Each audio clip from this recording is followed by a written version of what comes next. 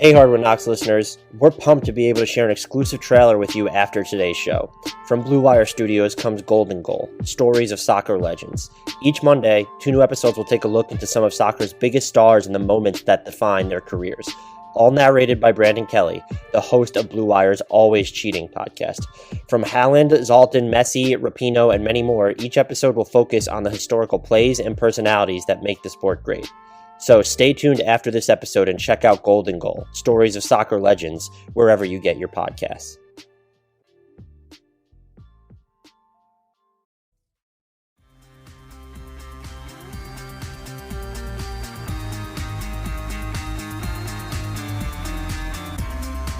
What is poppin', Hardwood Knocks listeners? I am Dan Favale coming at you with yet another respite from our decade rankings series. Today, we're going to be speaking with the New York Daily News' Kristian Winfield. He covers the Brooklyn Nets and the NBA at large for them.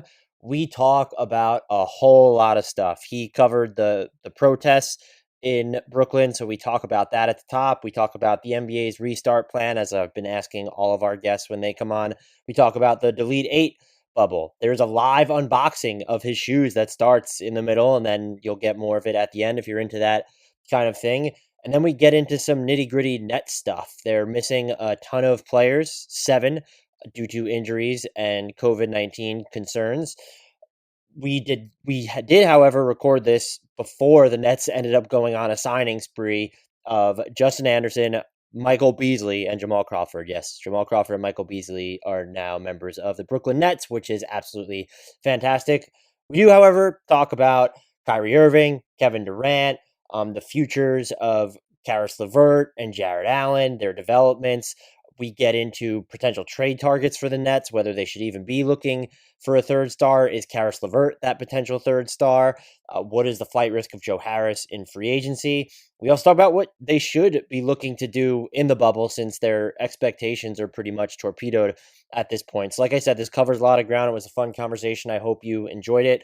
Please, though, allow me quickly to get through our usual housekeeping notes.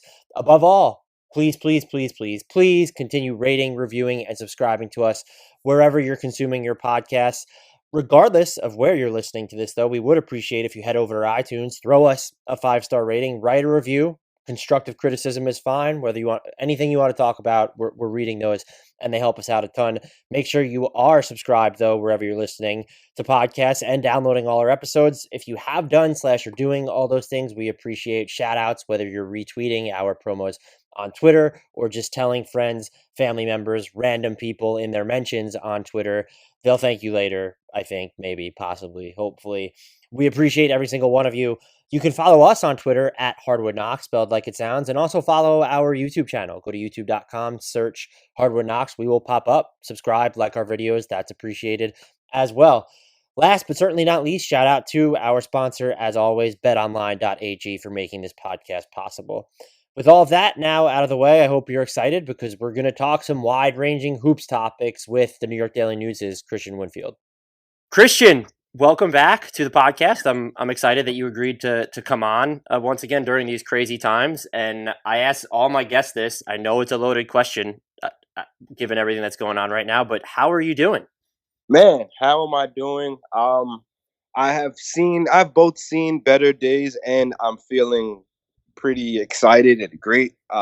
Seeing better days, obviously, because of the climate in the country right now, with everything that's going on, from George Floyd to Breonna Taylor to the protests around the country, maybe really even around the world since then. Obviously, I was a part of the protests a little bit when I was covering them. Just amazing to see all types of people, Black, white, Asian, Hispanic, coming together for a common goal, which has been amazing.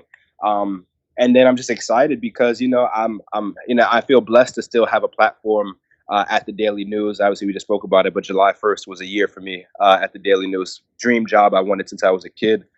So for me to have this platform and use it, I'm pretty sure we all saw the stats of how many Black journalists are in each sport versus what population of Black players are in each sport.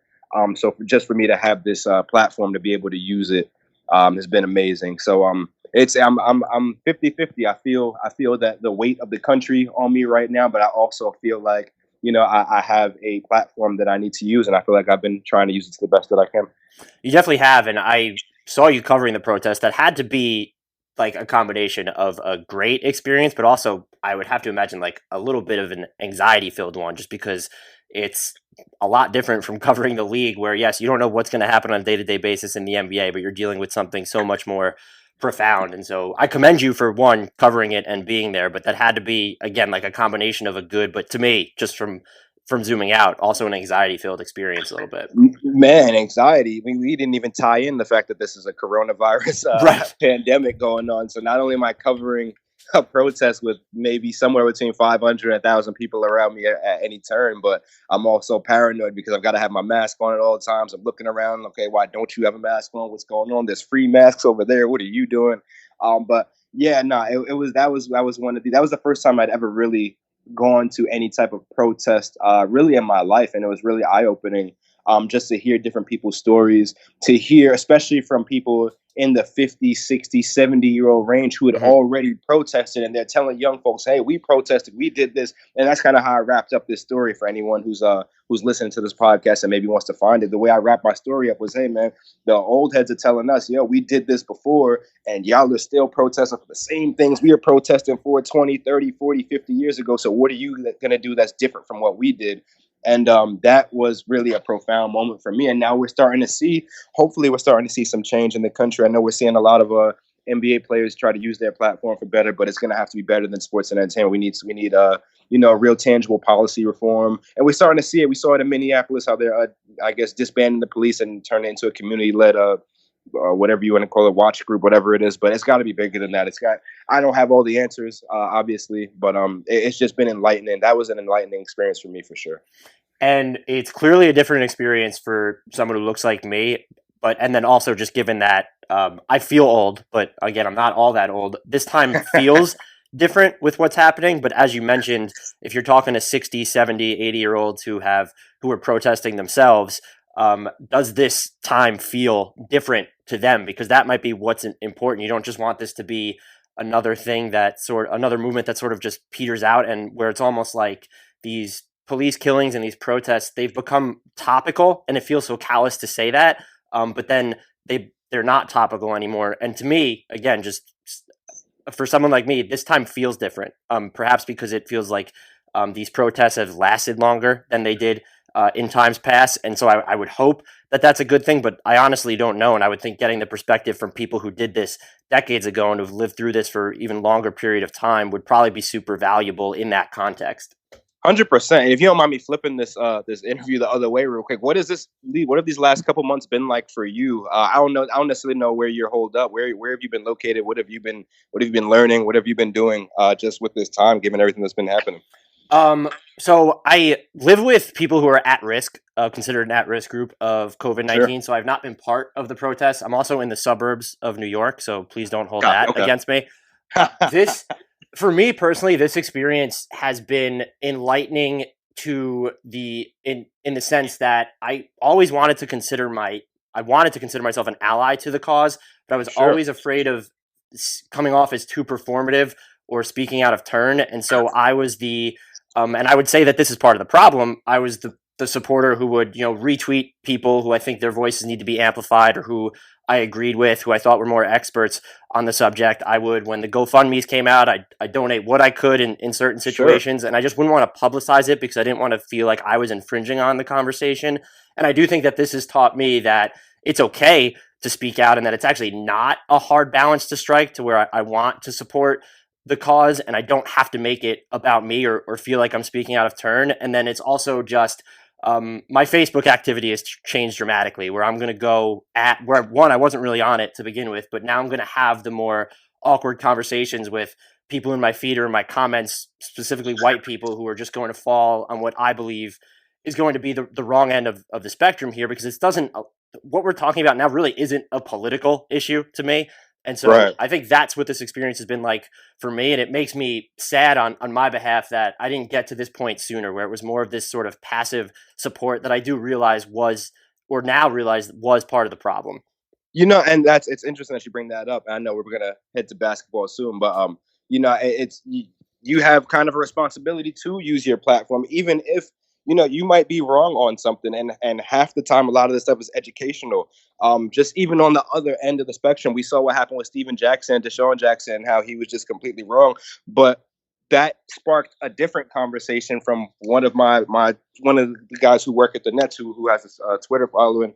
His name is Jordan Rabinowitz. He's Jewish and was just talking about how Jewish people have to understand the balance of inherently having that privilege versus also being a people that had their own things to deal with in the past, and they're still working through that as well. So that's a conversation that I would have never been exposed to had Steven Jackson not and Deshaun Jackson not come out and been wrong about it. So sometimes being wrong has a trickle down effect to others who want to educate the rest, and I felt like a lot of this, even it's from yesterday or from the entire Black Lives Matter movement, I feel like the educational portion of a lot of this is even more important. I just had I was interviewing Dick Barnett last night for another story I'm working on, and that was half interview, half history lesson. He was just schooling me on a lot of different things, and that's just that just came about because I was open enough to have a conversation, just be like, hey man, you went to Tennessee State 50 years ago. I know nothing about what it was like back then.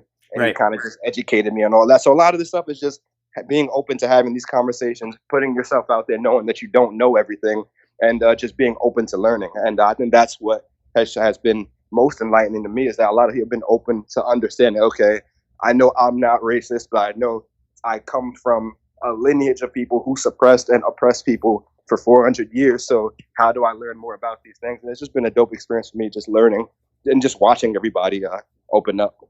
And for anyone who's interested, at Jordan Rab, JORDANRAB, had a fantastic thread on the Deshaun Jackson comments, and I thought it was just comprehensive, and it just put it into fantastic perspective. So check him out on Twitter and then see that thread if you're interested. Sports are coming back, and so are your chances to bet on your favorite teams and events. And there's no better place to start than our exclusive partner, BetOnline. Get in on the action for this week's big UFC fight, or check out odds on NASCAR, Formula One, and the Premier League. Can't wait for your team to come back? BetOnline has futures odds, including win totals, division winners, and even league championships. Or check out daily simulations of Madden and NBA 2K to watch and wager on. Visit betonline.ag and use promo code BlueWire to receive your new welcome bonus. That's promo code BlueWire, all one word. BetOnline, your online wagering experts. So what we just talked about, I don't think that there really shouldn't be a debate or a two sides to the argument when looking at the macro issue there. But looking at the NBA specifically and the restart plan, I do think when there's this, everyone strives to speak in absolutes on social media, I feel like, where they don't want to operate in this gray area. I do think there's a conversation to be had about the NBA restart, whether it should be happening, why it's happening. And so I've been asking every guest that comes on. I know maybe listeners are kind of sick of hearing about it, but I love hearing the different perspectives. And so I was just curious what your opinion was on the NBA's restart plan, from the perspective of not just should it be happening, but given what the NBA has set up, how do you feel about that?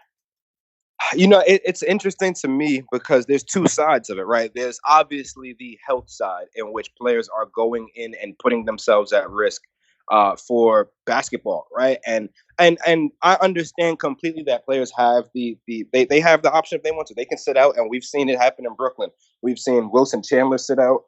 He doesn't have the coronavirus, but he's scared. He doesn't want to get it and pass it along to his family. I feel for him. I feel for players like him that have family members that don't necessarily want to pass it on. Wilson Chandler specifically cited his grandmother, and that's right. Somebody, you know what I'm saying? That's you want to avoid that at all costs. So salute to Wilson Chandler. Salute to him for staying out. It's interesting. It's tough. It's a tough call for me because I want to think that the NBA has their players' best interests at heart. But if you're putting them in a position to play in the middle of a global pandemic where numbers are spiking, and you're sending them to the state where numbers are spiking most, it's a little alarming for sure. But at the same time, you're getting the sense that these players still want to play. And you're hearing from all these players like, no, whoever wins a championship in this, there shouldn't be an asterisk, there's an exclamation mark. I mean, I kind of get that. But at the same time, it's just a tough sell for me to have players going back, risking themselves in an Orlando bubble where I don't necessarily know how it works. But if one person has the coronavirus and they're in this bubble and they spread it to a bunch of people, like, we don't know the far-reaching implications of this coronavirus. We're still in year 1. What happens in right? The first year 3, the first year confirmed 5? case was like what 7 months ago in the United States. I don't. Exactly. Like, what happens when a player's lung capacity gets compromised years from now after he thought he was clear of the coronavirus? Like, there's still so many unknowns that I can't fully say I'm comfortable with the NBA starting up. But when you think about is that it? Oh, see, it happened. Okay, give me one. No, I'm going to take you guys with me. I told you this is going to happen. I got a pair of sneakers that was coming in today, and the FedEx truck is outside. I ordered some Adidas kicks not too long ago, and FedEx guys outside. I've been waiting for these things all day. I literally haven't done anything yet. That's spectacular. This podcast is going to cover every single thing you could think of. We're going to have a live sneaker unboxing here in just a couple seconds. Shout outs to Mike Sykes. I don't know if anybody follows him on social media. You guys should follow him, but he's the host of a newsletter, not a podcast, called The Kicks You Wear. And I got these just on his recommendation. I wouldn't even say it was his recommendation, but he posted them. I was like, no, these things are entirely too fire. But I digress. Let me get back to what I was talking about before we get to these sneakers. There's also the other part of it where there's obviously the social justice and everything that's going on in the world that NBA players want to kind of touch on. And I know Kyrie had an entire thing talking about, okay, we need to skip the bubble because of X, Y, and Z. We can, get away from basketball and make a statement that way. For me, I don't think if safety was just the number one goal, that the season wouldn't be resuming. And I think saying that, though, it's been interpreted as I hate the league, I watch or cover, or I hope the bubble fails, which isn't it for me. It's just, and I mean, you conveyed these points. It's this convolution of feelings right now. I don't think it should happen, but I get why it is, and they should be transparent about it. Like, part of the issue is money. It's not just about getting back to normalcy or serving as this higher power, because we know sports does have a higher power, but it's not solely about that. I hope it doesn't fail. I also hope that the bubble ends up being safer than having these players go about their daily lives, because we've seen just the sheer number of COVID tests that have come back positive since players have started coming back into markets with their teams. A lot of these guys, they're not going to be quarantining during their regular life at home when they're not inside the bubble, is basically how it is. So I hope maybe there's a chance that the bubble ends up being safer. I don't know if it will be, is because if there's one or a few COVID tests, is it going to spread like wildfire then? I also don't know if it's okay at this point that the NBA has such ready access to so much testing when others don't. It's such a complicated issue. And I also understand that at some point we do have to accept the risks involved and try to live with this virus, just given how it's headed. I also just don't know if we're at that point right now. And I'm not saying that there isn't going to come a point where we have to get there. But I think that's where I'm at, is I don't know if that point is right now. And it just feels wildly uneasy. Yes, I'm excited to watch hoops. I hope it works out. I'm going to be covering it. I'm going to be watching it. But as 100%. You touched on, I think it's just this melting pot of feelings. And it's okay to land in all these different areas to me, because I don't think right now that there's this clear-cut right answer, knowing how everything's going to be viewed. Again, if this was really all about safety, we wouldn't be having this conversation, but there are other factors involved, and whether you agree with them or not, that is, those are just matter of facts there. So that's kind of where I land on the whole situation, is that I'm being pulled in so many different directions. Again, I don't think it should be happening, but there's so much else going on, and there are so many other feelings involved. You know what I will say? If it is indeed about money and the NBA recouping money as a vehicle, well, using the Orlando restart as a vehicle to recoup money, then they have done a good job of not letting that be the story. We see what's happening in the MLB. We've got players and owners just openly arguing with one another over salaries and things like that. And that's just an absolute disaster. The last thing anyone wants to hear when the unemployment rate is skyrocketing, when people are out of jobs, when people are being furloughed left and right, last thing anybody wants to hear is, players need a couple extra zeros on the end of their checks, and owners want to be pocketing X amount of extra dollars or recouping money that they didn't get because the regular season was lost. Listen, we've had lives lost. We've had people who've had limbs lost, who've had lungs lost, who've had all different types of things lost as a byproduct of this pandemic. So the NBA has done a pretty good job of not making it money centric, or even if it is, it hasn't gotten out, hasn't been leaked. So I'm pretty happy that hasn't become the story, because it could have been a lot worse. And yeah, everything that you touched on, I get it. I'm being pulled. We're being pulled in a lot of different directions.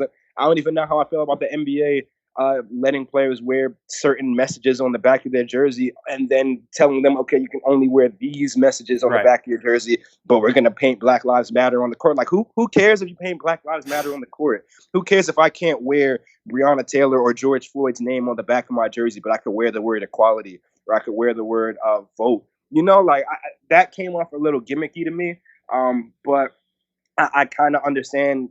No, I'm not even gonna say I don't understand. You know, if you're going to let players make a statement, everyone should be able to make their own personal statement for what truly matters to them to a certain extent. You know, we obviously saw John Morant catch some fire for what he wanted to post on the back of his jersey, and you know, I mean, at a certain place, I get it. You know, a lot of people echo the same sentiments. You know, police are the ones who are responsible for George Floyd and Breonna Taylor's murders and all the other innocent, unarmed Black people that have died at the hands of that child, as many people say, it's 12. You know what I'm saying? A lot of it stems back to that, and I understand that there has to be some form of cutoff of what is allowed on the back of a jersey. But come on, I mean, you saw the list of those things, man. That's kind of, if I could just call a spade, that's bullshit, man. The players should be able to wear whatever the hell they want on the back of their jersey. So I mean, I'm being pulled in a bunch of different directions, but I generally feel that a restart is not good in terms of health, right? I think we can all agree that players should not be going to play in the middle of a pandemic when we don't know the implications of the coronavirus in year 2, 3, or 4. I think we can all agree that players shouldn't be playing. But if they're going to be playing, right, and if we're going to all be finding our own normal lives and we're going to return to life at some point, then I do feel that returning to play is the best opportunity for players to use this platform in Orlando to really promote some type of message. And I think also the NBA is kind of a bellwether for people that also want to get back to work and believe they're headed in that direction. Because like you said, a ton of people have lost jobs and been furloughed. Both of us are fortunate enough to not be one of them. And so I get the impulse there. That seems like a larger failure of our country for the mindset. We haven't figured out a way to constructively keep people at home, where it's because they are fearing for their livelihoods by trying to do the right thing or because they lost jobs because of this. And so that's a larger issue. And as you mentioned about the messages on the jerseys, painting Black Lives Matter on the court, I had talked about this with Yasmin from the Dishes and Dimes podcast on the last episode. I want to see something, because I agree with everything you said. I want to see something, and I would never dare to instruct players on how to go about this. I want to see something that can't be ignored, because all the gestures we've seen so far, as you said, they could be construed as gimmicky. They can be ignored. And doing something, in the pregame or the postgame, that can be easily ignored. There needs to be something more active happening during the broadcast. I don't know what that is. Is it speaking with people, activists, players that aren't in the bubble, like during these broadcasts that are being held remotely? I honestly don't know what it is, but there needs to be something happen during live gameplay to me so that it's clear that these messages won't be lost or ignored. And that's kind of where I land on it. Yeah, it's tough because I'm not, like you said, I'm not sure exactly what that looks like either. Right. And maybe it's subbing out a broadcaster, or maybe it's doing so. I don't know. And that's a tough call, because at the end of the day, the attention is going to be, and this was my initial fear. Obviously, no matter what you do pregame or what you do postgame, the attention is going to be on the box score and on the highlights, right? That's what people want to see. People are going to want to see the dunks. They're going to want to know who won the game. They're going to want to know who went for 50, and they're going to want to know who beat LeBron or who LeBron beat. They're going to want to know who the champion is. They're not going to necessarily care about whose name is on the back of what jersey, or care about what's written on the hardwood floor. I still find that to be the most gimmicky thing. You're going to paint Black Lives Matter on the floor. I mean, sure, I thank you, maybe, question mark. Like, okay, what do you do with that? But I mean, it's tough because the NBA is balancing the same question we're balancing. Like, what would make the hardest impact mid-game, in the middle of the game, that people can't ignore? Maybe it's something, maybe they have something that happens on the broadcast where there's a banner that goes across. I don't necessarily know. Maybe it's someone that they bring on to interview during the game, kind of like how they have courtside interviews with, I don't know, how they have mid-game interviews with the head coach, or they like cut away to talk to whoever during them, or like an assistant coach or something like that. Maybe then they have a cutaway to deal with the police chief in Minneapolis, to talk about how they're being active, and I'm sure the guys in the NBA are a lot smarter than me. Like, I'm not afraid to admit that. So I'm sure they've got a lot of different ideas going on, but it can't just be giving players something to put on the back of their jersey and writing Black Lives Matter on the floor. And I doubt it's going to be. I'm really excited to see what they do, because I know the players have been trying to do something. I know the Coaches Association is also trying to do something separate. I'm sure the NBA, as an entire league, is trying to do something. And then we've seen individual efforts. We saw the Thunder partner with the Tulsa. I forget what exactly it was that they did, but they partnered with the Tulsa educational system. I don't know. I got to look into exactly what they're doing. We saw Bradley Beal give out scholarships for kids to go to Howard and Hampton and North Carolina Central and Norfolk State for really, Hampton is my alma mater, so shout out to the kid that's going there. But I want to see more of that. I want to see more players take initiative on their own.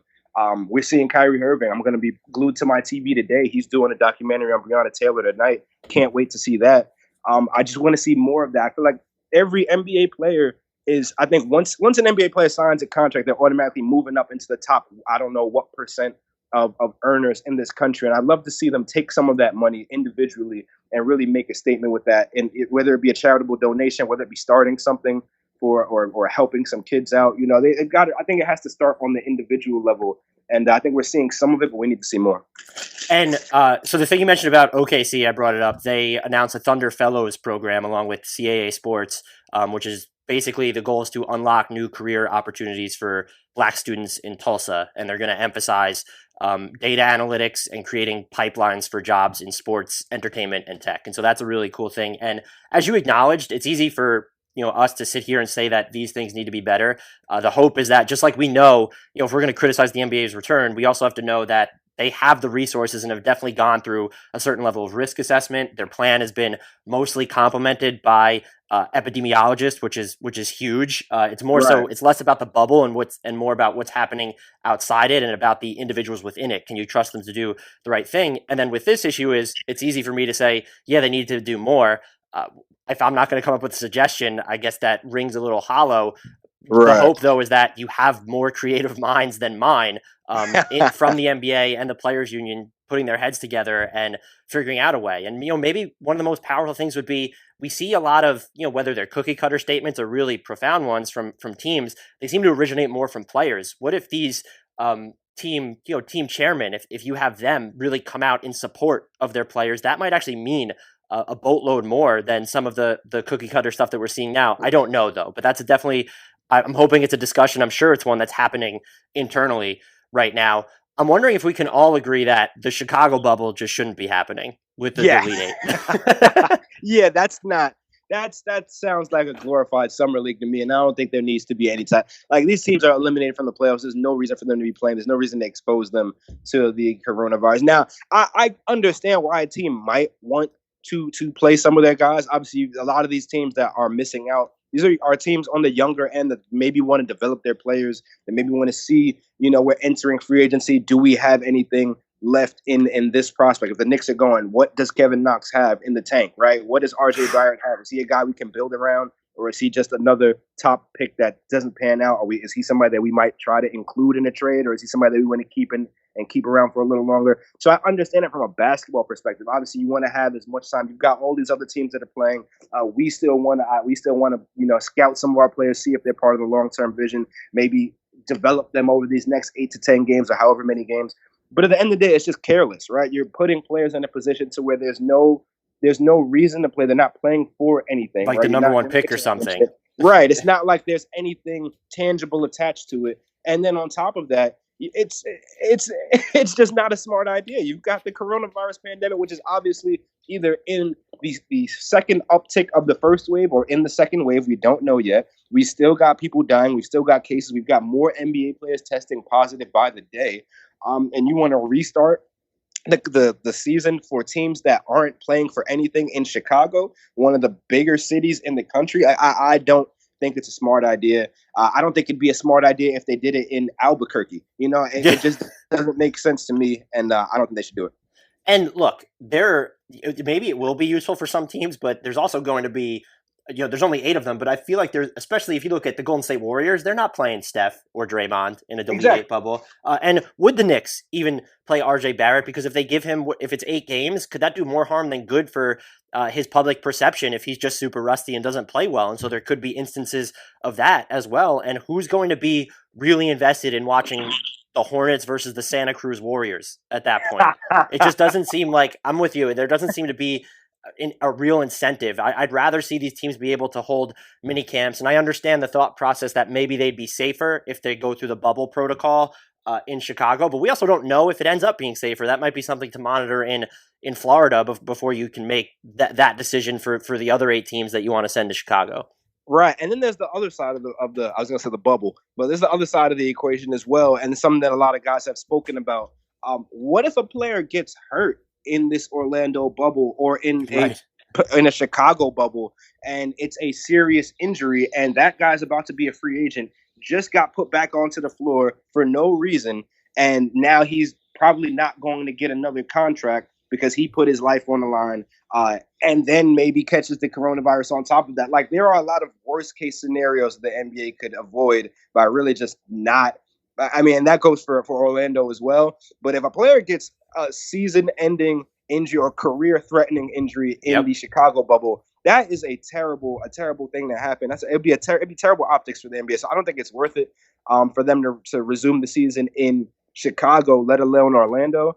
But at the end of the day, the NBA is going to do what it wants to do, and if it resumes the season in Chicago, it's going to be a very hard sell to tell me that this doesn't have to do with money, right? If you're taking 8 playoffs, if you're taking 8 non-playoff teams, and you're going to put the Charlotte Hornets against the Santa Cruz Warriors, I'm immediately thinking, okay, you obviously want this money. And I mean, honestly, I understand from a certain standpoint. You know, all these NBA owners are businessmen, they're entrepreneurs, and they're losing money not playing games. I understand it. You know, I see both sides. But at the end of the day, this is like, you see what's happening. I touched on it about the MLB stuff. You see what's happening. It'd be just a terrible way to go out if the story becomes these guys are greedy and putting and risking their players' health and livelihood for a couple extra zeros in the middle of a global pandemic. So I just don't think it's worth it. And look, these things are collectively bargained, so you can say that the players would want to do it as well. But after seeing the reaction from some of the players about going to Disney, but looking at what Jason Tatum said about having to leave his family and just feeling unsettled, it makes me, again, I know these are collectively bargained. I know the players want their money too. There's also nothing wrong with saying that. It makes me feel even less okay insofar as I ever would have been okay with that Elite 8 bubble actually happening. Yeah, I'm just hoping that they don't go through with the Chicago restart. I understand that I like I said, I see all sides of this thing, man, but I just don't think it's a good idea. I do feel for the reporters that are going to Orlando. They're going to have it's an interesting experience. I know Malika Andrews is one of them that's down there already now, and she's kind of like a guinea pig for in the bubble. So I'm shout outs to Malika. But man, this is going to be a real eye-opener next couple months. I really hope everything is okay with a lot of the different players, especially the ones that are soon to be fathers. Garrett Temple is expecting a kid in September. I mean, Mike Conley said it. Is he expecting too? Did I see that? Possibly. I mean, number one, I doubt the Nets make it to September, let alone past the first couple of weeks in August. But there's that. And then someone else is expecting a child, and they might. I think is it Gordon Hayward? Is Gordon Hayward expecting a kid? He's expecting a daughter, I believe. Yeah. And just guys like that, because once you leave, I'm pretty sure you can't get back in. So I feel for guys that are going to have to make that type of decision. But it's obviously no decision. You either playing in the Orlando bubble or go see the birth of your child. I pick the birth of our child every trip. And I do think they're allowed back in, but you have to go through that protracted quarantine process all over. Right.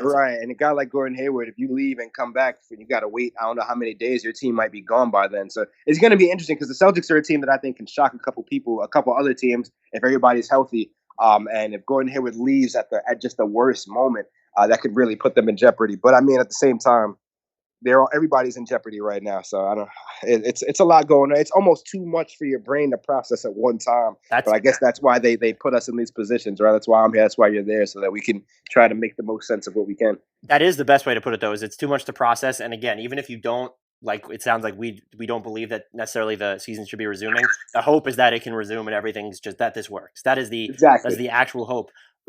Are you ready to answer some questions though about the Brooklyn Nets, who are incredibly topical at the moment? Absolutely. So we knew Kyrie Irving and Kevin Durant weren't going to be playing, and now you don't have Spencer Dinwiddie, you don't have DeAndre Jordan or Wilson Chandler, Nicholas Claxton as well, Taurean Prince. Who else am I forgetting at this point? Wilson Chandler, I think I said him already.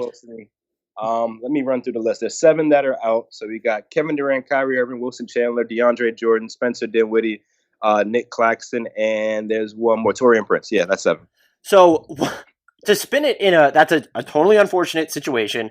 Sure. And you respect someone like Wilson Chandler, who's just choosing to stay out of the bubble for safety reasons, as you mentioned before. What should we be watching for in Disney from the Nets now, knowing that their immediate expectations, they're kind of already out the window because you wouldn't have Kyrie or KD, but now they're just gone. And so what should we be watching for? Is there maybe an offbeat player worth keeping an eye on for them? Is there anything that you're going to be looking at specifically through all this? 100%. The other person they're not going down to Orlando with is Kenny Atkinson. Kenny Atkinson got fired, well, parted ways mutually, quote unquote, three games before the regular season is over. So one guy we've got to really look out for is Jacques Vaughn. Now, I don't think Jacques Vaughn has a chance in hell at keeping the Nets coaching job. Wow, way to ruin one of the future questions. But please love him as a guy, great guy. I would love nothing more than the Nets to co-sign another black head coach, making it 8 out of 30 teams. To have a black head coach coaching majority black players. But if you just look at Jacques Vaughn's resume and what he did in Orlando, and I don't even really want to get on him for things that happened in Orlando because Rob Hennigan was running the show and it was just a complete disaster while that guy was in charge. But I mean, if you're building a team that is supposed to be a championship contender, you want a coach with some sort of championship pedigree, right? And Jacques Vaughn has championship pedigree. He's won one in San Antonio. He's played on championship contenders. I think he was a championship contender with the Jazz. He played on the Nets with some champions. They didn't win, but I don't think he was even there for their championship run, but he played with them in the aftermath of the Jason Kidd and oh man, that was a great team. Those Nets were a lot of fun to watch. But I miss those. You really got to look out for Jacques Vaughn and what he's going to implement in this Orlando bubble, because as much as Sean Marks is going to say wins and losses don't matter as it pertains to the coaching hire, the coaching search, that's I don't even know if I can curse. That's hogwash, right? We know that's not true. With Jacques Vaughn, we needs to win as many games as he can. Now, mind you, he's the NBA's only undefeated head coach. He's got 2 wins. He beat the Bulls, and then he went to LA and he beat the Lakers. I think that can't go under the radar. He coached a team that went to Los Angeles and beat a fully healthy LeBron James, Anthony Davis-led Los Angeles Lakers team. That's as impressive as it gets. But what is he going to do with this team of it's not even really a team right now at this point. You're going to have Caris LeVert running the point guard. After that, you're going to have the starting lineup is probably going to be Caris LeVert, Joe Harris, Garrett Temple. I don't know what power forward they're going to put in there. Probably some guy whose name you can't pronounce, like Rodion Kurucs. Probably going to put him at the 4 and Jarrett Allen at the 5. You've got no help other than Tyler Johnson and Kristian coming off the bench. And then after that, you're just grabbing guys that you can find on the market. I wrote today in a piece that went online, NewYorkDailyNews.com today, about 4 different guys that the Nets could sign. One of them, obviously there's a big gap at point guard. I thought Tim Frazier would be a great pickup. I think Tim Frazier, the guy who's falling under the radar. He's undersized, but he can move the ball. He could hit the 3 at a good rate.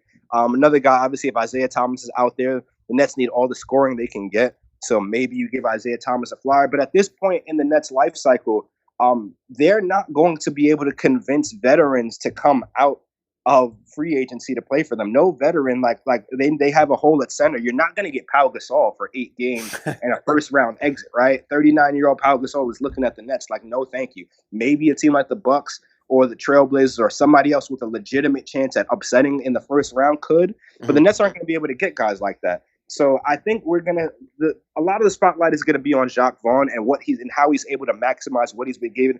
Listen, Jacques Vaughn's been dealt the worst possible hand for a guy in his position. He's going into an Orlando bubble, exposing himself to the coronavirus already. He's going to be short 7. He's not going to have any starters. Your best guy out there is going to be Caris LeVert. Love Caris LeVert. Hope he can be the third piece in Brooklyn, but honestly, he may end up being a trade chip. We don't know. And then on top of that, you're going to be playing with guys that you're picking up off the street, guys who otherwise wouldn't be on an NBA roster. It's going to be a tough sell. But to get back to your question, guys you should watch, Caris LeVert is number 1. He's got something to prove, and that's that he can be that third star that Kyrie Irving was talking about. Spotlight's on him. I'm not saying he's got to go for 50 every night, but he's got to put up 49. And from that point, it's going to be hard. Other than that, Jarrett Allen's another guy who's got something to prove. Listen, Jacques Vaughn took over. First thing he did was put DeAndre Jordan in the starting lineup and bench Jarrett Allen. I asked him about that, and he was like, "Hey, man, look, I know what I can bring. I know what I can bring to an NBA team. I've done it for 2 years. So the more so Orlando is going to be him trying to remind everybody what he can do." I think Kristian is another guy to look at who really came on strong in the last few games of the season before the coronavirus outbreak. He's kind of reminds you of Fred VanVleet, not just in the way that he looks. I mean, they have similar profiles, but in the way that they play, they're tough, a little undersized, can shoot the 3. Fred's a little bit bigger and can play a lot tougher defense. But Kristian is a guy. The Nets are going to need scoring, and anyone who could bring. I think losing Taurean Prince was a devastating blow because the Nets put in Wilson Chandler as a starting four, and Wilson Chandler was shooting the ball particularly poor, but he was a good defender. Taurean Prince is inconsistent, but he can get you some buckets. And losing him is a blow. It's going to be tough. The Nets don't really have much to choose from. You're going to see Garrett Temple handling the ball. Love Garrett Temple, one of the better guys, just like one of the better men in the NBA. But there's only but so much you can ask him to do. And there's only but so much we can ask of these Brooklyn Nets. I don't think anyone is expecting them to upset anybody. I don't think anyone's expecting them to win more than 3 games out of their 8 in the Orlando bubble. I think all people want to do is all people want to see is Brooklyn basketball. They want to see this team compete, at least try to give a F, right? And after that, the cards are going to fall where they may. If Caris LeVert is out there averaging, I know I said 49, if he's averaging 26 points on somewhat decent efficiency, you're happy. If Joe Harris is hitting threes at a good rate, you're happy. If Jarrett Allen is averaging a double-double, you're happy. But there's not much you can ask for. I think more so you want to see Jacques Vaughn really manipulating this team to his will and going out there and executing his offense on one end and playing tough defensively. I think that's really what Nets fans are looking to see. Yeah, I think the goal for them, it would have to be obviously remain in the playoff picture, but then trying to avoid the Bucks in the first round. Like that's like the ceiling. Like, hey, if we play a Boston or a Toronto, maybe something happens. Who knows? But Chris Chios is the guy that I'm most interested in seeing in terms of offbeat names. Caris LeVert, I love watching, but just looking at someone who maybe who isn't guaranteed a spot on this roster, but has a long-term place, just like you said. He shot the 3-ball well, particularly from above the break. This year, he's not the best finisher, or best defender, but he at least has a presence on that end. So I'm sure to see what he can do. Since I had a question about Jacques Vaughn, you already answered it. You don't think that he's really going to coach or won't be in a position to vie for the head coaching position for this team. Do you have any sense of what name you could see them looking at or what direction they'll go in that search once the season ends? Before I touch that, you talked about avoiding the Bucks. I don't think that the Nets have a chance in hell at avoiding the Bucks. They got to play the Magic twice. Magic only a half game behind. Magic going to beat them into the ground twice. You got Aaron Gordon and Nikola Vucevic. I don't think they stand a chance. And the Magic just have an overall lighter schedule. I think just staying in the playoffs and not losing in a play-in tournament to the Wizards without Bradley Beal or Davis Bertans is as much as the Nets fans can ask for, and not getting blown out by 50 in a first-round series by the Bucks. It will be criminal if we get a play-in tournament in the East, but not the West. That will be talk about backfiring. That would be awful. I wouldn't even want to watch it, but I have to. But to get back to your point, on who the Nets are going to hire as their head coach. I don't have a name, but I do know this. They're going to hire whoever Kevin Durant and Kyrie Irving tell them to, right? And we don't know what's going on in their minds. I wish I could pick up the phone and dial Kyrie and ask him now, hey, who do you want to hire as head coach? And he go, hey, sure, I'll tell you whatever you want, but that's not how it works. And but I'm pretty sure, and Sean Marks came out and said it the other day, we're going to take input from Kevin Durant and Kyrie Irving very seriously. And as you have to, these are the guys that you have committed 164 and 146, more than $300 million over the course of 4 years. You're going to put them in the best position to succeed, and that means getting the voice that they want in there. I don't know who that is. I don't know. Maybe they want Mark Jackson. Maybe they want, I don't know, maybe they want Tyronn Lue. Maybe they want Greg Popovich is a name that I've seen come up more often than not. And I really hope that would be the way they go, because if the Nets go get Greg Popovich and pry him from San Antonio, that could be a three-peat or at least a repeat waiting to happen. But I'm not sure. And that kind of ties into what it's been like covering this team for a season. There's just a mystery about them. It's a mystique. Kevin Durant and Kyrie Irving are two guys who like to control the narrative as much as they can. And they do so by using misdirection. They'll tell you one thing and then something else will come out. And it can be frustrating, but it's also like you understand, because every day we see these guys say something and something else. And then a little bit of what they say gets twisted. It turns into a whole story. And nothing is more frustrating for me as a reporter when I write something and someone else takes one sentence out of the entire thing that I wrote and turns it into a think piece about something else. So I understand in a way. But at the same time, these guys have been particularly tight-lipped about a lot of things. Kevin Durant's only spoken to media twice. He spoke to media during the presser, during introductory day press conference. And then he spoke to us actually, big shout outs to him. He spoke to us not too long after Kobe died. Kyrie wasn't ready to speak, so Kevin spoke to us instead. But we haven't spoken to him in a while. We haven't spoken to Kyrie since he got hurt. And it's just been tough. But to get back to your question, I have no sense of who the Nets are going to hire as their next head coach. I just know unequivocally that Kevin Durant and Kyrie Irving are going to have a big voice in who that is. If the Spurs just decide to blow it up and then Greg Popovich ends up coaching elsewhere, that will be, it'll be amazing, but also it would feel weird. One of those, it's like seeing a player in a different jersey, like knowing that Hakeem Olajuwon played for the Raptors or something like that. Right. It's almost like seeing Jason Kidd wear a Knicks jersey. Right.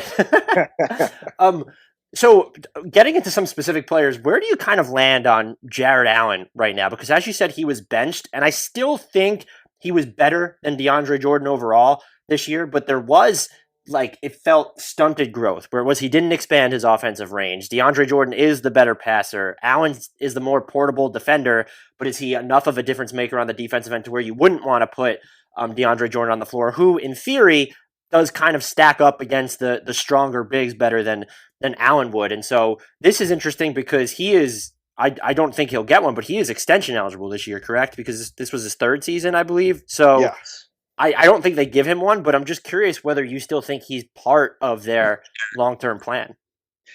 That's an interesting question. If you asked me that on draft night when the Knicks took Nick Claxton, I would have told you no, because Nick Claxton is a baller. He's a guy who I think he's got a bright future in this league. Obviously he's got comparisons to Chris Bosh. But I think he's a guy who's going to be able to extend that range out to reliably knock some threes down. He's got the size, he's got the athleticism to really jump out the gym. But now when you get to see what happens now with DeAndre Jordan, we don't know. Again, we don't know what the implications of this coronavirus are. And now he's got it. We don't know what the future holds for him. Well wishes, prayers to him. But if we're talking about just basketball standpoint, I think Jarrett Allen is going to be one of the first guys out the door if the Nets have an opportunity to trade for a star. If you're going to get a guy like Bradley Beal, that deal is probably going to start with either it's going to start with 3 of Caris LeVert, Spencer Dinwiddie, Taurean Prince, Jarrett Allen, and picks to infinity, right? That's what it's going to cost. And I think Jarrett Allen is the first. Well, Taurean Prince is out the door, and Jarrett Allen. Well, Taurean Prince also now is coronavirus. We don't know, and that's just it's such a bummer. And I just feel for a lot of these guys who are tested positive for this thing because there's not enough information out there, right? Because we don't know what this means, and the only thing that we've seen consistently from people who suffer from the coronavirus is what happens to your lungs, and lung capacity is the most important thing if you're for any pro athlete, not just basketball. So I feel for a lot of those guys. Shout outs to the dog. But yeah, Jarrett Allen, really talented guy in that. I wouldn't even. He is talented. The way he can get up and down the floor, his shot blocking last year, we saw him just get all types of blocks. So LeBron, on Giannis, and Anthony Davis, Blake Griffin, we saw him block all these guys, and then to bring DeAndre Jordan in and really cause mayhem at that starting center. I know Jarrett Allen's not going to say it, but I'd be pissed off if I was him. I'd be a little irked because this is if you leave Jarrett Allen as the starter this year and he goes from playing 25 minutes last year to 31 minutes this year, you're going to see that natural uptick in numbers, which would have, helped his case to get a bigger extension because now he's going to be averaging 14 points and 10 rebounds as opposed to what he's averaging now. So, it's an interesting dynamic, but this just goes to show you now that the Brooklyn belongs to Kevin Durant and Kyrie Irving, and that's generally why DeAndre Jordan was inserted into the starting lineup. And granted, the offense did start flowing a little bit better once you throw DeAndre in there. DeAndre just has more experience being in different offenses and operating out of what he likes to call the hub, which is that area just above the elbow where he can make decisions. Same place we like to see Al Horford. Same place we like to see guys like Nikola Vucevic, all the great passers at that center position. DeAndre Jordan, he's one of them. I've seen him make some really, really good passes out that space. And when you're a team like the Nets, where everyone needs to touch the ball because you don't have Kyrie Irving and Kevin Durant on the floor, it's important to have that passer out there at the center position, and Jarrett Allen doesn't provide that. But I still think that he is a premier center in this league from a rim protection standpoint. And it's going to be his job to remind us in Orlando the Nets need someone to play 30 minutes at that center position. He doesn't have another option. So he's going to be put to the test. And we spoke to him not too long ago. He's ready for this opportunity. He's been preparing for it. And he has a chip on his shoulder. Like I said, he's a guy who was demoted from his starting position from a guy who couldn't get off the bench in the last 2 spots he was at in Dallas and in New York. So, he's got a little bit of a chip on his shoulder. And I personally want to see him go out there and ball because he's a good dude, man. Jarrett Allen's a guy. All he does is play basketball and play video games and grow his hair out. You don't want to root for another guy like that. So I really wish him the best, and I think we're going to see it. I think we're going to see a side. We've got to see a different side. We got to see a dominant Jarrett Allen, and that's got to be on both ends of the floor. We've got to see a guy dunking on people on one end and really dunking on people on the other in terms of blocking them at the rim. And I hope we see that out of him. I think we can see some of that out of him. That's something that I really haven't given a ton of consideration to that you touched on is the financial futures of players who have contracts coming up who have contracted the coronavirus because of we don't know what the implications are. Another player on the Nets who kind of factors into the same discussion, Caris LeVert. This seems like an opportunity for him just because he's going it alone now to solidify himself as part of the long-term future, or at least up his trade value for them. And look, I know it was only a 5-game sample size last year, but when the Sixers just decided to have Ben Simmons erase D'Angelo Russell, Caris LeVert played really well. 21 points, 3 assists, 62 true shooting, and he shot the lights out on off the dribble threes. And so he might have, I don't want to say that he might actually have more at stake than any current rotation player. There are some guys who are kind of, they're still fighting to maybe make sure that they stick in the NBA. And then there's the Jarrett Allen element. You want to see if he can play himself into the long-term future. But if you're looking for a third star to go with Kyrie and Kevin Durant, Caris LeVert is the only internal solution that you potentially have. And so now that he's going at it without not only Kevin Durant and Kyrie Irving, but you don't have Spencer Dinwiddie either, this seems like a really big opportunity for him. And it also could end up being this pretty monstrous barometer for what the Nets, as currently constructed, could look like. 100%. I mean, this guy, Caris LeVert, has cornrowed his hair. If there's any indication that he's ready to go off and score 100 points a game on people, that would be it. I think people forget that right before we saw Caris LeVert play some incredible basketball in last year's playoffs, but right before he had that gruesome foot injury, he was the Nets' best player. I know D'Angelo Russell got the nod for the All-Star replacement for Victor Oladipo last year, but Caris LeVert was the Nets' best player before he suffered that foot injury. Remember, he had that game winner. I believe they're playing Detroit. We had the game winning floater, and he just had so many different games where he was just going off. And D'Angelo Russell was just like the backup guy at that point. Obviously, he was starting, but he was not the number one on that team at that point. And then after Caris LeVert goes down, Spencer Dinwiddie starts taking over, and then Spencer Dinwiddie gets hurt, and then D'Angelo Russell starts blossoming, and then you start seeing 20, 30-point games out of D'Angelo Russell. Caris LeVert is ready for this opportunity. He's put on he hasn't put on weight, but he's turned his lean into actual mass. You can see it. We saw it when we had a chance to have him on the Zoom call. He said his weight hasn't gone up too much, but he looks like a guy. He looks like he's grown up, like he's gotten older, like his body is matured, and that's what you want to see. And also, he's a guy who's also been on fire from 3 this year. I've just been so happy for him just to see him take this step in his career, because it's been difficult for him, especially bringing a guy like Kyrie Irving. I mean, obviously, Kyrie Irving is not a guy who is going to come in and absolutely destroy chemistry that you've got going on in a locker room. That's not the sense that I got. But he's a guy who requires the ball to be in his hands more often than not. And that's been a real growing pain for some of these players to figure out how they fit where they can fit around him. Caris LeVert specifically has grown as a spot-up shooter. I think that cannot fall under the radar on a team where you've got Kevin Durant and Kyrie Irving as guys who are going to be taking a lot of the shots. Caris LeVert has got to be able to, A, hit those open shots, and B, take people off the dribble when he can, and he can do both of them. Now the issue is on the defensive end. Is he going to be able to guard his man one-on-one? I think that's we saw him, the size he put on is going to help him in that regard, because we've seen him get moved around a little bit too much. So I'm glad that he was able to kind of put some mass on him. This is a very good opportunity for him. And he's excited for it as well, from everything that we've got the chance to speak for him as well. He's going to be playing a lot of point guard, which he played this season a ton. This is a lot of the things that you said were spot on. This is an opportunity for him to either A, boost his trade value, or B, show that he's a guy who can stay in Brooklyn as that number 3 guy alongside Kevin Durant and Kyrie Irving. Now, what do we need to see from him to be that number 3? Well, what did we see from Chris Bosh in Toronto before he became the number 3 in Miami, right? He was an all-star caliber player. He could basically dominate a game to his will. I'm not sure Caris LeVert is there yet. He has the Orlando bubble to prove to us. He's going to have to put up some good numbers, not just to prove that he can be part of this Nets team moving forward, but also to prove that, this is that he's going to be worthy of whatever is coming next. This is a guy who he signed a nice little 3-year contract, but after that contract is over, he's going to be eligible for some type of max deal if his play warrants it. So this is a chance. This could be his coming out party, or it could be Caris LeVert is what we thought he is, which is good but not great. He's going to have to prove to us that he can take that leap from being good to great, and I think we can see it here in Orlando.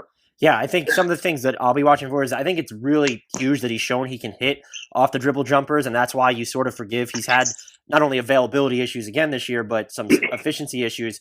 Can he finish better around the rim? Can he get to the free throw line at a higher clip a little bit, particularly when he has this extra responsibility without any outlets? I'm actually more interested in, you already mentioned the catch and shoot efficiency. That's going to be big if you want to play with Kyrie and KD. The other thing for me is, and you touched on it, is this increased strength going to translate to him being able to guard bigger wings? Because you're not, even before Kevin Durant was injured, wasn't necessarily something you were going to have him do in the first place. And now that you're going to be more worried about him just getting back his offensive form, if you want to run out those LeVert, KD, Irving lineups, you're going to need LeVert to defend wings. And I would think he's going to get a pretty good chance to guard some for the extent of the time the Nets are in the bubble, because when you look at their roster, a lot of these lineups, I feel like they could tilt towards the small ball end of the spectrum. And so, yeah, maybe he's their de facto point guard on offense, but he also might be the second or third biggest guy on the court just defensively. So that's something that I'm really interested to see if he can have a better hold on, because as you mentioned already, he's been moved around a lot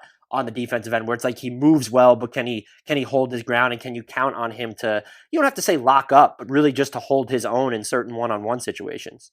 100%. And another thing we're going to need to see from Caris, which we're going to see, we have no choice but to see, is has he grown as a decision maker? We know he can pass the ball, but in terms of keeping the turnovers down and really making the best decision out of pick and rolls and making the best passes, that's somewhere we need to see growth from Caris LeVert as well, especially in this extended period of time where he's going to have a lot of point guard responsibilities. I'm really interested to see in what he's able to do with that, how he's going to be able to initiate an offense. When D'Angelo Russell was running the point guard last year, a lot of the issues with him were trying to figure out when for him to keep the ball on his own and when to initiate the offense, right? You've got to get other players involved. Otherwise, it's just not going to work. And that took some time for D'Angelo Russell, but towards the middle latter end of the season, he started to get it. We started to see that growth. We're going to need to see that growth from Caris LeVert, because he has a little bit of and one win in him. He has a little and one in him. I got a chance to talk to his high school coach actually for a profile I did on him, and he goes, yeah, Caris had a lot of and one, but I had to teach him D1 for him to get into Michigan, where he went to school. And now, is that going to come back out where he's got the green light basically all game long? Are we going to see him coming up court and jacking up shots? Or are we going to see him getting in the sets and initiating the offense and then taking the shot when the ball comes back to him? I think that's what we're going to have to see. And I kind of want to see it. I want to see what he looks like with a complete green light, because if he can go out there and be I don't know, let's just call it modest. If he can be a guy who goes out there and gets you 22 and 8, 22 points and 8 assists, is shooting the 3-ball 38%, making 45% of his shots altogether, and get into the line, that bodes well for him. So I really want to see what he's able to do from all areas. I'm glad we were able to touch on basically every area that we need to see from him.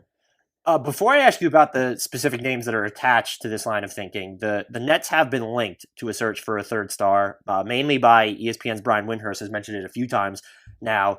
Is consolidation into a third star the route that you think they should go? Is it the route they will ultimately go? Do you think that they should be waiting to see how this all comes together when you look at a potential Dinwiddie, LeVert, Durant, Allen, Irving core? Is that worth them waiting to see how it fares in the beginning of next season? Or do you think they're going to act with more haste than that over the offseason? I think it depends on the third star. And I only think there's one third star that makes sense to blow it all up for, and that's Bradley Beal. If you can go get Bradley Beal, you do whatever you have to do to get Bradley Beal. You go take him on a tour of Brooklyn, take him to Pizza Suprema, go get us some oxtail, go do whatever you've got to do to convince Bradley Beal that Brooklyn is the place to be. Because if you can get a core of Bradley Beal, Kyrie Irving, and Kevin Durant, and then you can get those guys to re-sign after this 3 to 4 year turn. So you've got this window now, and then you can convince those guys to re-sign for another turn. You've got a dynasty in Brooklyn that could last. You could theoretically win. If you keep Kevin Durant, Kyrie Irving, and Bradley Beal together for, call it, 6 years, you could win at least 3 championships with that core, right? So if you can go get Bradley Beal, you do that. Now, if there's other names out there, like, I don't know, if you're talking about Kevin Love, no, you don't want Kevin Love. I don't even know who else is available out there for trade. Like, if you're going to get Blake Griffin, maybe they want Blake Griffin and you put together a trade for that. But even Blake Griffin, we've seen him on the decline. What position do you put him at? You put him at the 4. You can't put him at the 5. Now you've got, there it is. You could bring DeAndre Jordan and Blake Griffin back together. Now you've got Lob City in Brooklyn. Wow, look at that! Just came together with an idea on the podcast. Shout out to this podcast. But yeah, I think it largely depends on who that third star is. I also don't think the Nets have enough cap contract. Well, maybe they do have enough contracts to absorb Blake Griffin's contract, but that guy's making a lot of money. But to wrap it all up, I think that Bradley Beal is realistically the only guy, and maybe Blake Griffin. You know, if you've got Kyrie Irving, Kevin Durant, Blake Griffin, DeAndre Jordan, and a shooter on the floor, sure, and you somehow keep Caris LeVert and all of that, I think that's as dope as a lineup as you can get. But if you also have a chance to trot out Kyrie Irving, Bradley Beal, and Kevin Durant for the next 6 years, you do whatever it is that you can to do that. I would definitely fall on the opposite end of the Blake Griffin spectrum. I wouldn't want to see him if I were the Nets anywhere near this team. The Bradley Beal stuff is interesting because I do think the Nets can build more interesting trade packages than people give them credit for, just because LeVert and Dinwiddie are already good salary fillers, but they actually don't make that much money in the grand scheme of things.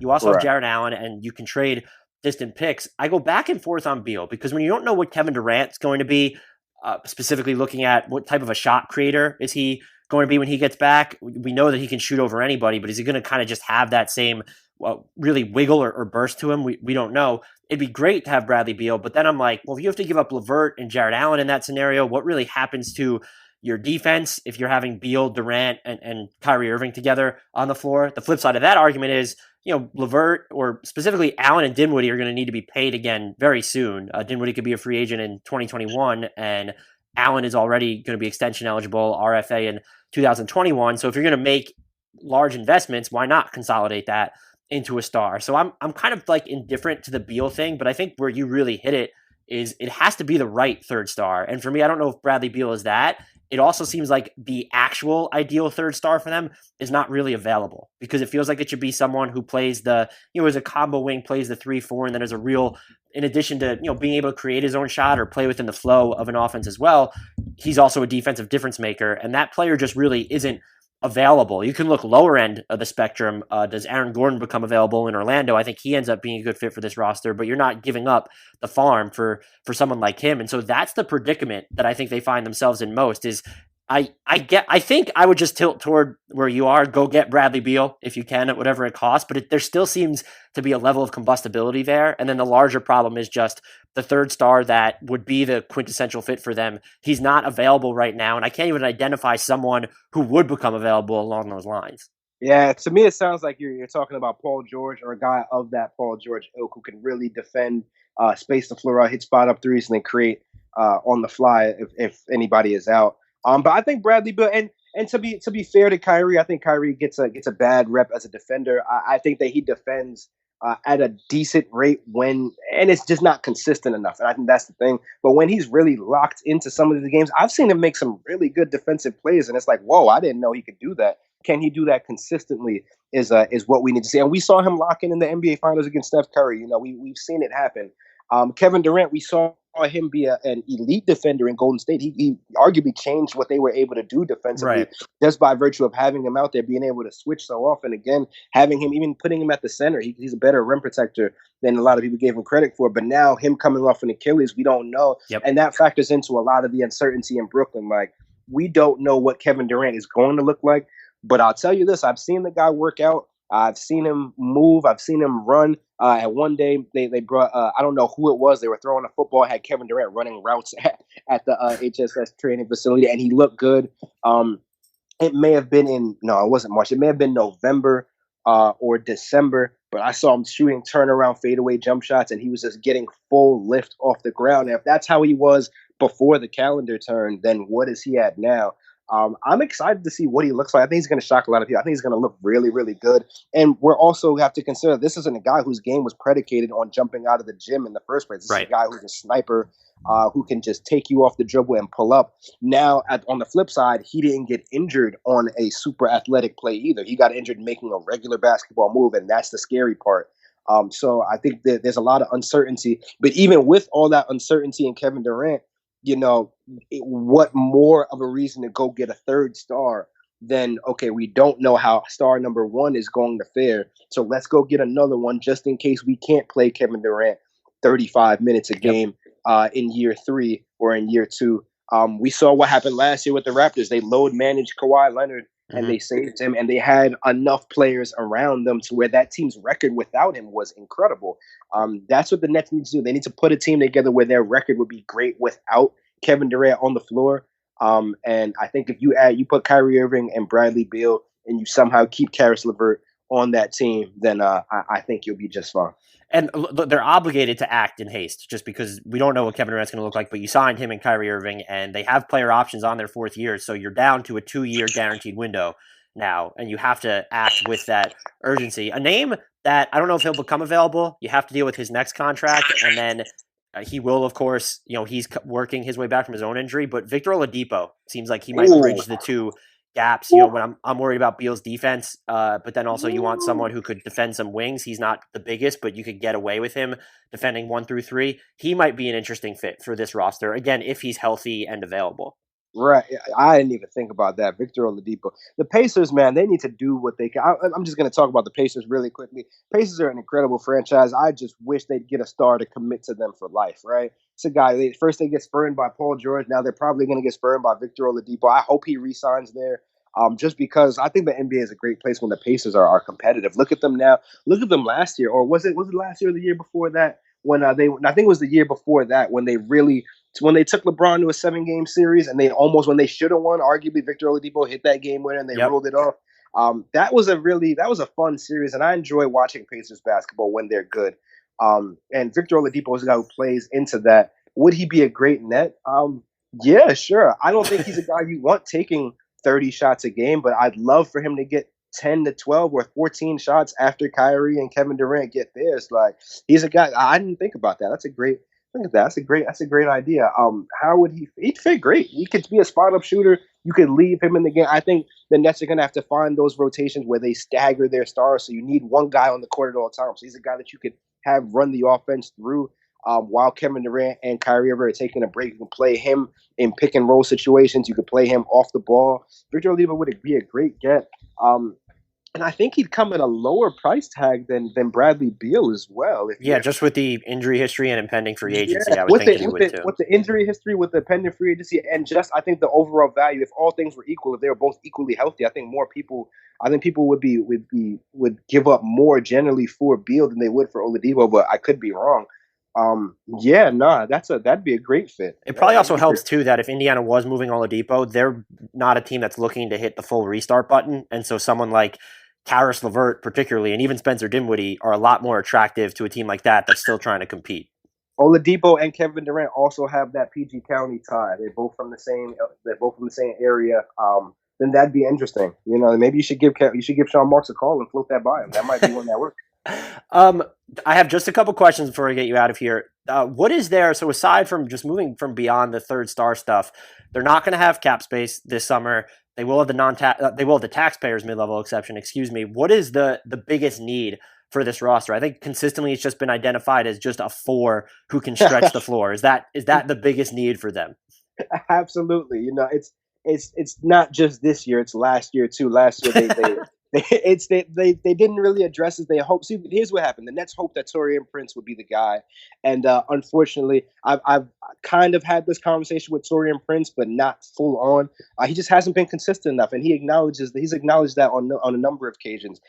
This is a guy who shot 39% from 3 last year, but is shooting 34% this year. It's also always an adventure when he decides to work off the dribble. You just don't know what's going to happen. Man, I'm glad you said it, and I didn't, because that guy, man, he's a guy. The first and a source, I'm not even gonna put him out there. A source told me that before, I was a guy who was like, oh yes, the Nets got Taurean Prince. He's the answer to all their woes at the 4. source DMs me on Twitter and he's like, "Hey man, I wouldn't get too excited about this. The guy thinks he's Kobe." I'm like, "What do you mean?" He goes, "Just watch, man. The guy thinks he's Kobe." 3 games in, I hit him back like, "Man, you are correct." I've seen Taurean Prince shoot sidestep threes. I've seen him shoot turnaround, fadeaway jump shots. And one thing I have not seen is him consistently stay his ass in the corner and hit a corner three. Right. Great dude though. Not even gonna hold you. He's just a completely humble guy. Real down to earth. Enjoy just talking to him, being around him. Just turns into I wouldn't call him Kobe on the floor, but he just like opens his game up beyond what the Nets need. And I think that's the area that Sean Marks and company really need to target in free agency. They need to get somebody who's going to have size, who's going to be able to knock down that corner three, that 3-point shot consistently, that knows their game. And that's really what I think it's free agency. It's bigger than that. It's just the theme for this team going forward is just really identifying roles and making sure players understand that and are comfortable with that role and are not trying to do more than they're capable or do more than what is required. When you've got guys like Kyrie Irving and Kevin Durant, the last thing you need on the roster is someone else who's trying to be another star. If you're bringing in another star, that's one thing. If you're turning Caris LeVert into that third star, that's another thing. You can't have a guy out there trying to assert himself as more than what he is on a team that already has a pecking order established of Kevin Durant, Kyrie Irving, Caris LeVert, Spencer Dinwiddie, whoever else, right? So the Nets need more guys. Like one guy that I think is a perfect fit after this 2-year contract is going to get an extension is Garrett Temple. Garrett Temple's a guy that is going to go out there, play defense, shoot open threes, and make the play that's necessary. The Nets need more guys like that. So yes, they need a 4. I think an ideal 4 that they're probably not going to be able to get is a guy like, and it depends. Some guys are saying Serge Ibaka will be a good fit. I think Serge Ibaka is a little bit past his prime in terms of defending. He also seems like positions. He needs like a certain amount of shots per game to be effective. Yeah, exactly. I don't think that's a guy. But I look at guys like Dallas has a guy in who is it? Dorian Finney-Smith that I really like that I think will be a really good fit at that combo 4 position who can guard multiple positions, who could space the floor. They need guys like that, guys who can really space the floor out. I'm not sure there's an answer out there for them in free agency. I'm hoping there is. I haven't, to my discredit, I haven't done enough research on this year's upcoming free agent class. I'm hoping there's a 4 out there that they can be able to get. I think a guy like I think JaMychal Green is a discount version of the guy they need to have. They need to have a guy who can play gritty defense, who can shoot threes, who can make the right pass, who can get up and down the floor. I'm not sure if that guy is out there for them. Maybe next time you bring me on the podcast, I'll have a laundry list of guys they should get. But hey, last night I spent all of last night looking at free agents, and the best I could the current free agents, which is a lot rougher. The best I could come up was Deontay Davis, Tim Frazier, Iman Shumpert, and Justin Anderson. So that's about it. But yeah, to answer your question, they need an answer at that 4 spot, and they need more guys who know their role, wings who don't want to do more than what is asked of them, which is shoot threes and play defense and run up and down the floor. They also going to need a backup point guard because if we know anything, it's that Kyrie Irving is not durable. So they need some other guy, preferably a veteran who can go in there, fill in 15 to 20 minutes a night if needed. And then it also depends on what they do. If they trade Spencer Dinwiddie, you're going to need an actual backup point guard who can go out there and produce, not just someone who's going to go out there and run the show. So it'll be interesting to see. I think a lot of what they do in free agency will really be determined by what they do in the trade market as well, because the Nets free agency, if they have Beal, will look a lot different than the Nets free agency if they don't. Yeah, I had 4 names penciled in for them. You mentioned one of them, JaMychal Green, if he declines his player option. This one's more so pie in the sky, but if he views the Nets as a spot where he can win a ring and the market is just so soft, my guess would be he gets more than the taxpayers mid-level. But if the market's just so soft and he wants to go somewhere where he thinks he's a better chance at winning a ring, I don't know if that's Brooklyn, but that can also guarantee him a starting spot. That would be Brooklyn.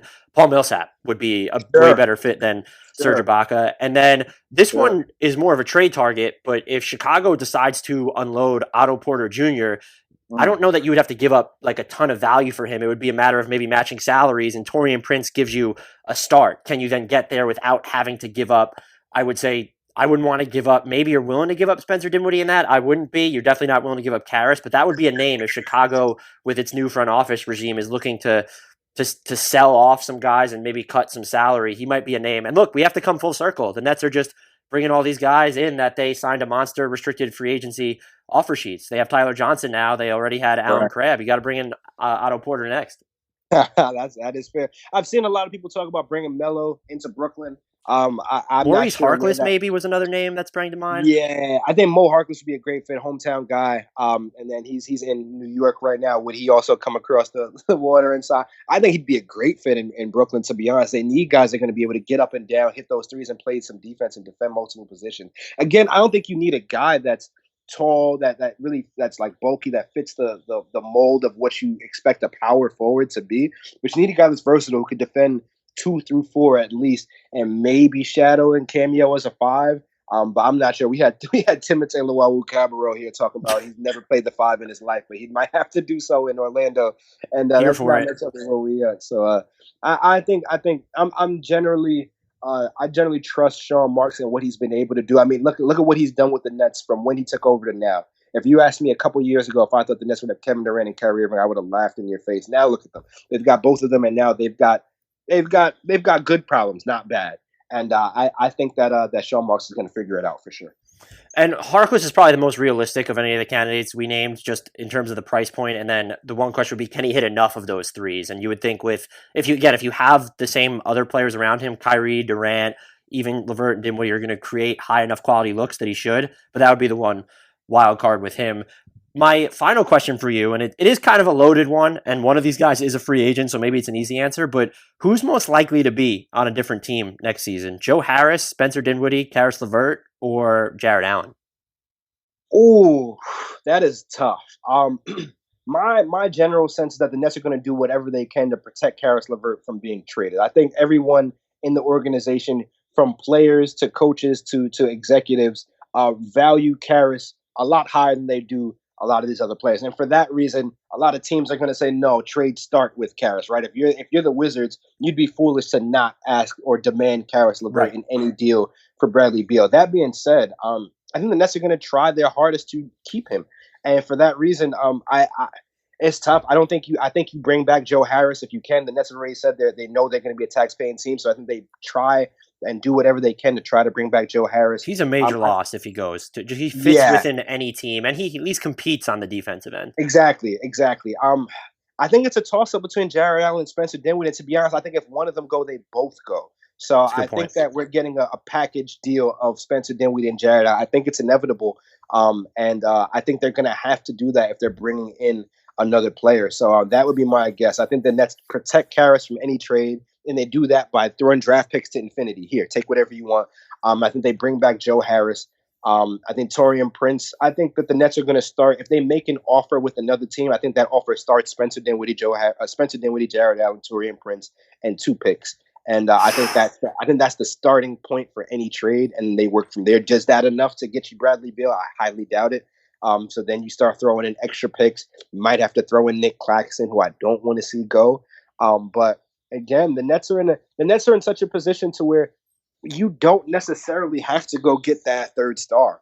You theoretically have 2 different starting lineups in there, especially if you go out there and get you a starting 4 next season and you keep Taurean Prince. You could have Kyrie Irving, Joe Harris, Kevin Durant starting for DeAndre Jordan as your starting lineup, and then still bring Spencer Dinwiddie, Caris LeVert, Garrett Temple, Taurean Prince, and Jarrett Allen off the bench. I'm not sure if you can name another team with a deeper starting 10 than that, and then you've still got Nick Claxton, who I think is a star. I wouldn't say a star. He's definitely a player in this league in the making. He'll probably have a long career in this league. You still got him, and then you still have this. Well, no, they might lose this year's pick, depending on whether they make the playoffs or not. I think the Nets could. There's 2 different. The Nets are at a crossroads. I've written about this before. They could either go all in on star power, or they could have 2 versions of one team on the floor at any given moment. And like I said, these are rich people problems for Brooklyn. They're in the driver's seat. Well, Kristian, thank you for giving me so much of your time, as always. I really appreciate it. I'm of the mind, too, that I think ideally you would see what LeVert, Dinwiddie, Kevin Durant, and Kyrie Irving look like, but the fact that you didn't see any of it this year might work against them just because they're operating with this finite window. But 100%. Also, before I go, I opened these sneakers. Oh, here we go. These are Adidas Salvation. I think they call Adidas Salvation sneakers. I got these because Mike Sykes had posted them on his Twitter, and they look pretty clean. And now I'm looking at them in person. Just some context. These cost $180, so they were a little bit more on the expensive side. I'm not sure they look like $180 sneakers, but these are sneakers I could definitely see myself wearing occasionally. They're pretty cool. I think I'll rock them a couple times. Yeah, no, these are all right. They're not like they're keepers. Yeah, I mean, if I had to attach them in a trade for Bradley Beal, they could go too. But no, they're pretty good. They're not. I think they now. I just ordered. Let's see, what's this? 1, 2, 3, 4, 5, 6, 7. This is the 7th pair of sneakers I probably ordered in a 2-month span.